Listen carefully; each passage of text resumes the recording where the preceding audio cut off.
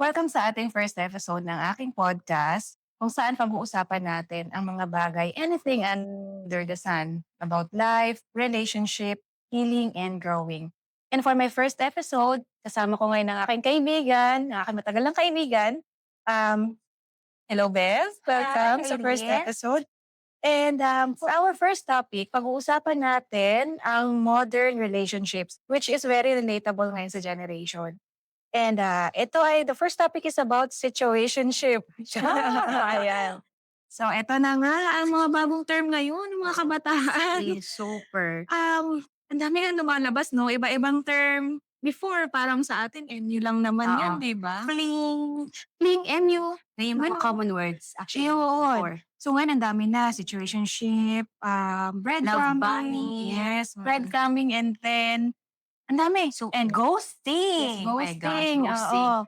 So yeah, so for the situationship, 'pag naririnig mo yung word na yun, ano yung unang pumapasok sa isip mo? Actually, for me, yung situationship, romantic naman siya eh. Pwede ring may sexual involvement. Casual kayo. Pero kasi, Okay. hindi siya, walang commitment, walang label. Mm. So, you do the thing na ginagawa ng couples, like, Yes. you're being intimate with each other. You're investing emotionally din, 'di Of ba? course, not just emotion. Ano din, Oo. effort and time. Kasi nga, feeling mo, kayo, pero you didn't put any Walang label label, wala lang. After wala, nun, wala, wala na. oo. Mm. Kumbaga, you enjoy each other's company. Pero syempre Mm. naman, alam mo yun, okay, um, nag-a-update kayo sa isa't isa, kung anong ginagawa niyo.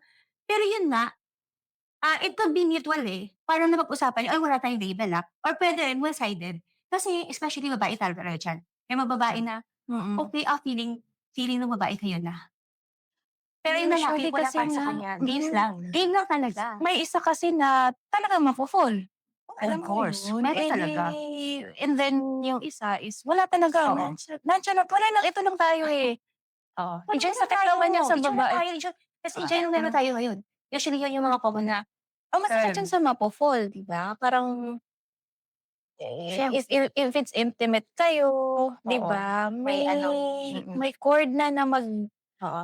ano sa inyo, usapang, Oo, di ba, oo, oo, sexual. oo, may gano'n.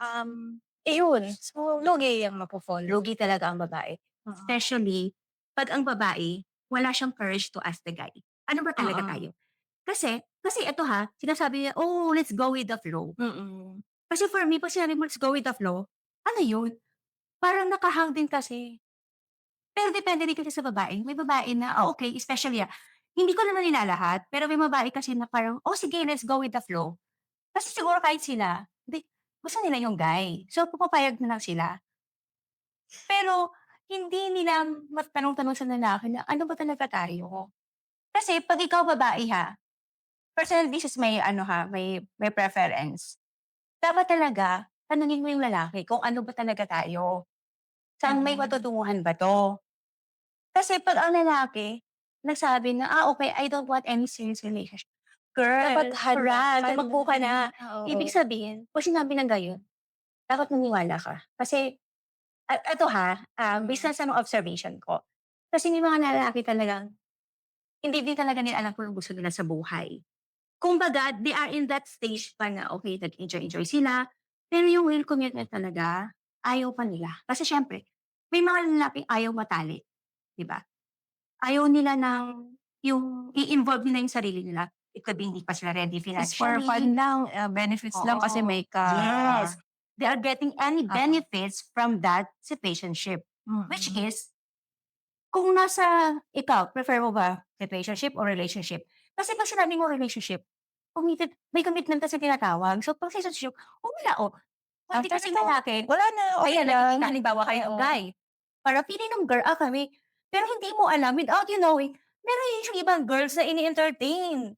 Sa Mm. panahon ngayon may social media, madali lang naman na, bros ka diyan, "Uy, sexy nito, ang ganda nito, Tapos biglang, bet ko 'to, pumunta siya ng BM, "Hi," ganyan-ganyan. Dun na mag-i-start, tapos ikaw naman na feeling mo, kayo, hindi mo alam na may ibang girls na ini-entertain, 'di ba? May gano'n kasi talagang situation. Okey. Kaya nga siyang situationship.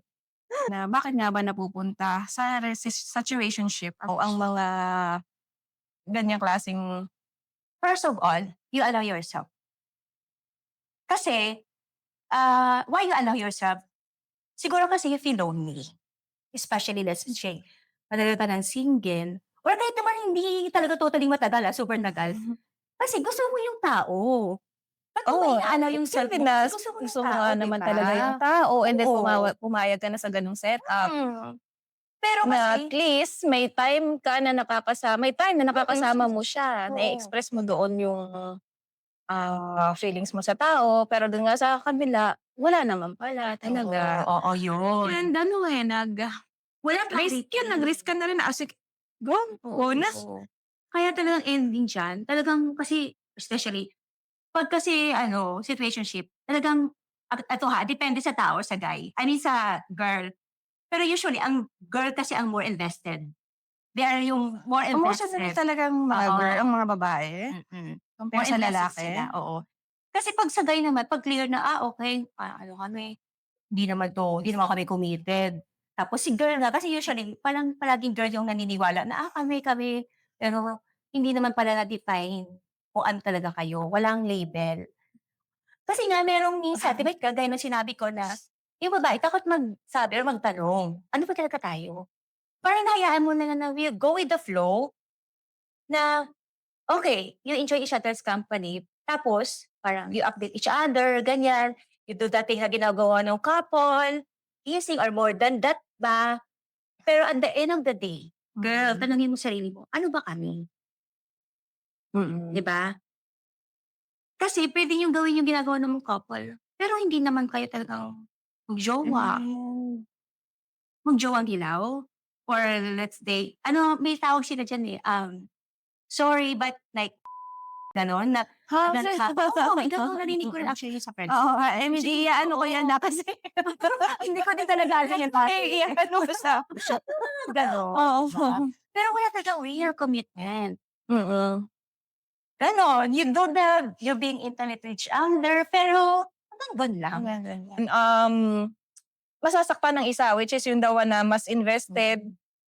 and, feeling niya totoo yung nangyayari sa kanila. Feeling Pero niya love siya ni bakit guy. nga ba masakit kahit walang label? Gano'n. Unang-una yun nga sinabi ko, you invested. Nag-invest ka ng feelings mo, Mm. effort, time, malala pa dun money. So, kaya siya masakit kasi, um, you care for that person. Oo, siguro naman talaga Oo. especially oo nga sabi natin emotional ang mga babae and, Mm. minsan dun nila nilalabas yung feelings nila sa lalaki Oo. like, "Sige go Tsaka yung din, bigay ko yung time ko, oo, yung" mahal mo na yung guy. mm. Oo, kaya siyempre ba't mo naman gagawin lahat kung hindi mo mahal yung tao, 'di ba? Pero yun nga, walang Okey. clarity. Hindi niya na-define kung ano ba talaga kayo. Kailan mo malalaman na dapat umalis ka na? Siguro kasi if you feel anxious, tapos parang Hindi kasi nakakaganda sa mental health mo? oo. Yung nandun ka na sa point na, parang you demand too much na. Okey. Kasi yung guy actually, alam naman kasi nila ang ginagawa nila, eh. Okey. Like for example, yan sa situationship, alam nila, this is not a real Oo, commitment. mm. So hindi nila ibibigay yung full, Mm. kumbaga half-half lang. Oo. Oo, 'di ba? So ikaw naman, by feeling mo nga kayo, so magde-demand ka, halimbawa hindi nag-update sa'yo ng in a day, sabihin, nasaan ka?" Tapos ito naman si guy, "Sino ba 'to parang jowa, hindi ko naman jowa." 'Di ba? So dun na mag-i-start tapos hanggang sa yung babae magiging parang nagnanag na, Okey. So, tapos ano na siya, acting like girlfriend na. oo, yun. Tapos ano na siya, aside sa naging parang yun nga demanding tapos or let's say ito pa wala na halimbawa, kino-question mo na si guy, "Ba't nasaan ka? Ba't hindi ka nag-update?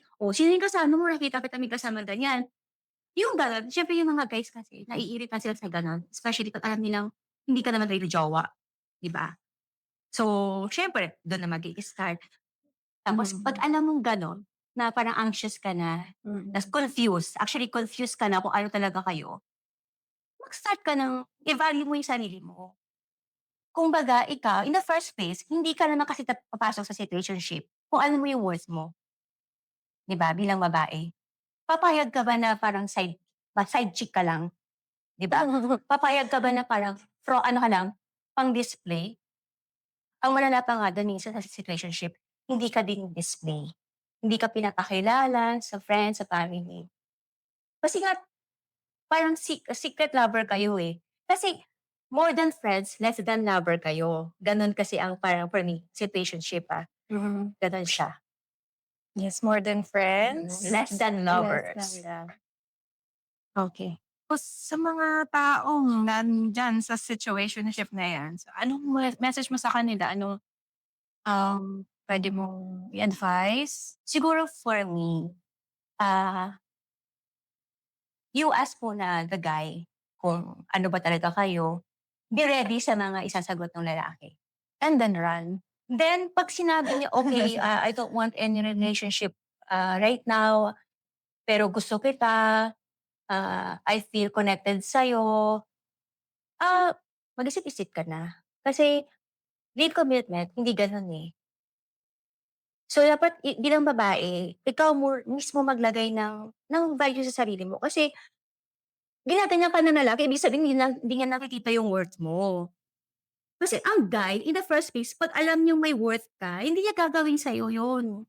Mhm, Bibigay niya sa'yo yung talagang anong deserve mo bilang babae. mm. So kung yun ang sagot ng guy, eh di you better decide na talagang end na. Alisan mo na. Oo. Tsaka girl, you can find someone better pa na willing mag-give no commitment sa'yo ha. Talagang Mm, iva-value ka, mm, yung hindi yung ilaw na pagba-value sa'yo. Kasi may mm, gano'n, eh, for me gano'n yung relationship, ilaw lang, mm. 'di ba? So dapat yung totoong you deserve na talagang nakikita yung worth mo. Kasi bilang babae gano'n tayo, eh. Hindi ko naman sinasabing babae lang, ibig ko sabihin siguro kahit naman sa guy, na halimbawa yung babae naman pala opposite Reverse naman, natin babae si naman pala yung ano, si guy naman pala yung oo. Siyempre nasaktan, dapat ikaw guy umasa, oo, umasa. oo, tapos nag-invest ka na too much money, ganyan, talo ka It's din. emotion din, eh, Mm, feelings mo oo, din. tsaka time mo, gano'n. Yes, okay. So, yeah, that's it for our today's episode. This has been I reminding you to choose clarity over confusion and peace over almost. Thank you, Bev. Thank you, Irene. Hi, my name is Irene, and welcome to the podcast. I started this because I realized life is short and I didn't want to keep putting things off. I wanted to try something new, something that feels honest and meaningful to me. This podcast is a maybe coping mechanism, but it's also my safe space, a place where I can be curious, think out loud, and ask questions about life, about people, about anything under the sun. I don't have everything figured out, and that's kind of the point. So, if you're someone who likes exploring ideas, learning as you go, or just sitting with real conversations, stay with me. Let's figure things out together, one episode at a time.